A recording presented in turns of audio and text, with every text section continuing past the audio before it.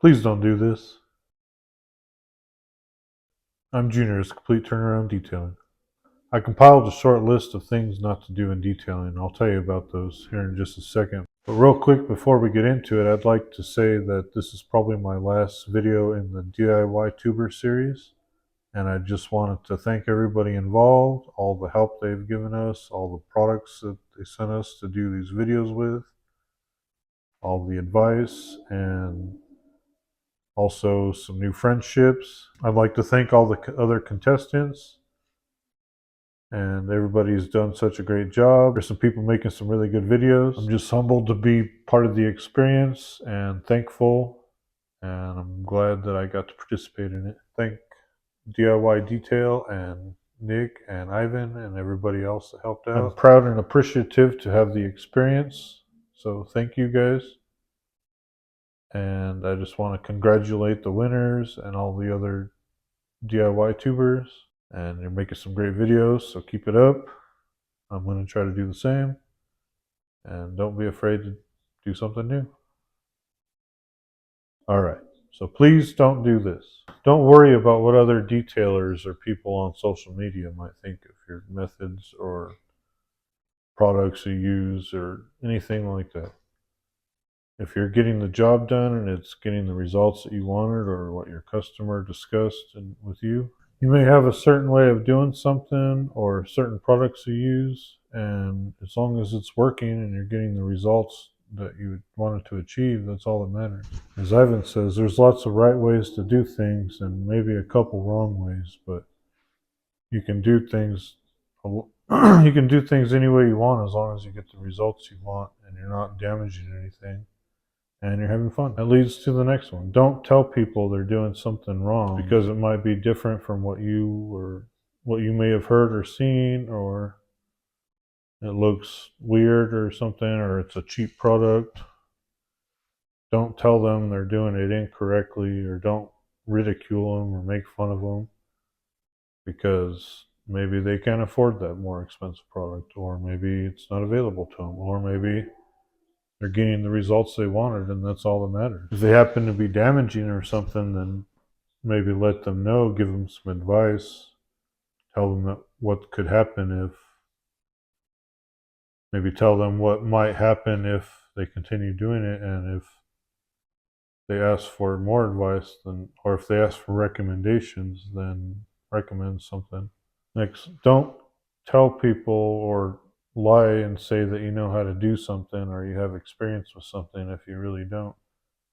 There's nothing wrong with saying that, hey, I've never done it before, but I can do some research and maybe ask around and see if I can get the stuff to do it and do it correctly.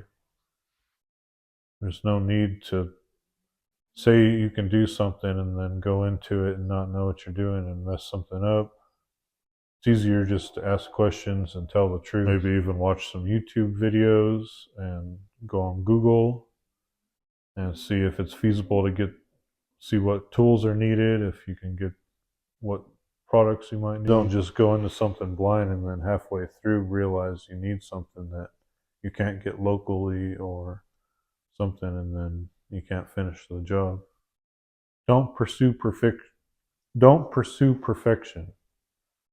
It's just unattainable. It's in most cases is unattainable, and you might be making something worse trying to make it better. Don't try to polish out a card where it has zero scratches or sand sand orange peel down so you have perfectly flat, smooth surface. Unless it's say a show car with lots of clear coat on it, it's designed to do that.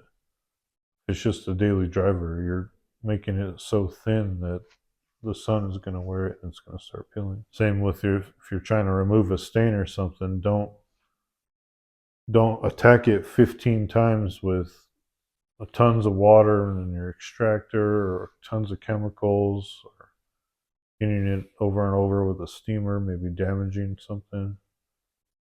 Sometimes stains are just permanent and that's just how it goes. As long as you mitigate it, sometimes that's all you can do.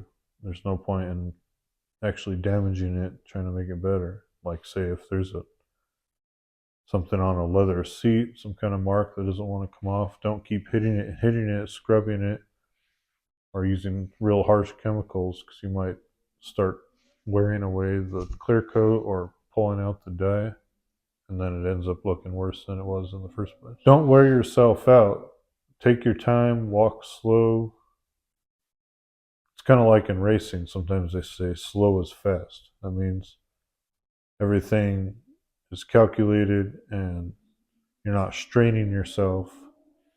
So be fast when things are easy and you can be fast, but also go slow when you're trying to be something delicate or you're just moving to get a tool or something. There's no point in exerting a bunch of energy. Use ladders or platforms if you need them. Make sure you stay hydrated. Wear light clothing if it's warm out. Make sure you take breaks if you have to. Because if you wear yourself out, then you're just not going to have fun and you're not going to want to do it. And lastly, don't take my word for it. Do your research.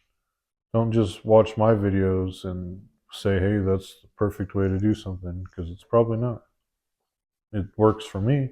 Don't be afraid to watch several different people and learn from their techniques and maybe even kind of develop your own techniques. Use skills from one guy and skills from this other girl, and develop something that works for you. And that goes back to that. There's several right ways to do things and probably a few wrong ways, but in most cases you'll be fine if you just do your research and just be careful and use common sense. So, thank you again. Thanks for watching this complete turnaround detailing, and have a good one.